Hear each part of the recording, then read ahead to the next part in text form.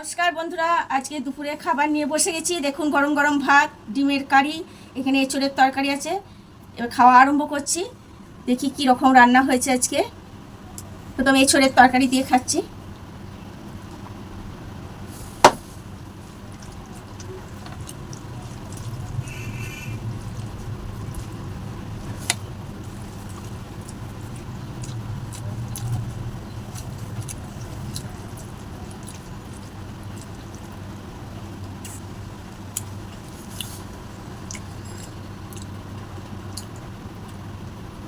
ডিমের কারি নিয়ে নিলাম।